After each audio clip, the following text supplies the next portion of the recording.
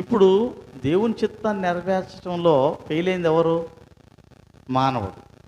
కనుక ఎవరు నెరవేర్చాలి? మనమే నెరవేర్చాలి. మనం ఏమంటాం? నెరవేర్చబడును గాక అంటాం. నేను నెరవేరుస్తానయ్యా అనాలి కదా. నెరవేర్చబడాలంటే ఏం చేయాలి? మనం నెరవేర్చాలి. అందరూ నెరవేరిస్తే అప్పుడు నెరవేర్చబడుద్ది. కనుక ఈరోజు అంశం ఏంటంటే దేవుని చిత్తము నెరవేర్చబడుట. అంటే ఎలా నెరవేర్చబడాలి అనేది నేర్చుకున్నాం. ఇక్కడ దేవుని చిత్తం నెరవేర్చాలి అంటే దానికి దేవునికి మనము సమర్పించుకోవాలి. దేవుని చిత్తం నెరవేర్చబడాలి అంటే దేవునికి మనం సమర్పించుకోవాలి.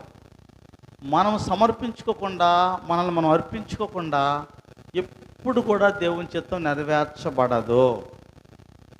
మనం ప్రయత్నం చేసి ఈ ప్లాన్తో చేద్దాం, ఈ ప్లాన్ వేద్దాం, ఇలా చాకచక్యంగా మాట్లాడదామని నేను, లేక ఏదో చేద్దాం, ఏదో ఇలా ఎట్లా నెరవేరదు.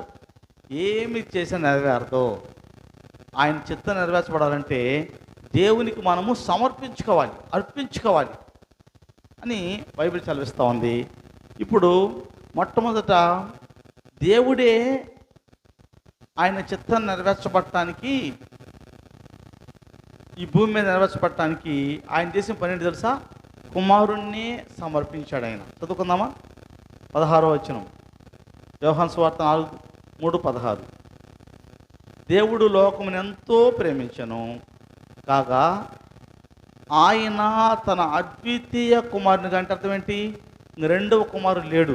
అద్వితీయ ఏమంటే రెండవ వాడు లేడు, ఏకైక కుమారుడు. ఆయన అద్వితీయ కుమారునిగా పుట్టిన వాని యందు విశ్వాసముంచు ప్రతివాడును నశింపక నిత్య జీవం పొందినట్లు ఆయనను అనుగ్రహించను. యేసు ప్రభు వారిని ఈ లోకానికి దేవుడు ఒకే ఒక కుమారుడు. ఆ కుమారుణ్ణి మానవులు నశించిపోకుండా ఉండడానికి మన కోసం ఆయన కుమారుణ్ణి మనకి అర్పించాడని రాయబడింది. ఎందుకు అర్పించాడు? ఆయన అర్పించడం అంటే అర్థం ఏంటి? బలి అర్పించడం.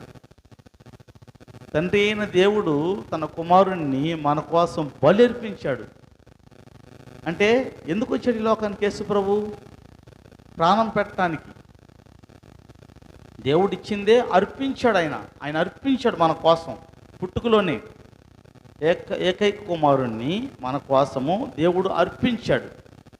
క్రిస్మస్ అంటే సమర్పణ కలిగి ఉండటాన్ని క్రిస్మస్ అంటారు.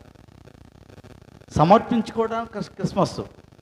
ఎన్ని క్రిస్మస్లు వెళ్ళిపోయినాయో మన జీవితాల్లో, ఎన్ని క్రిస్మస్లు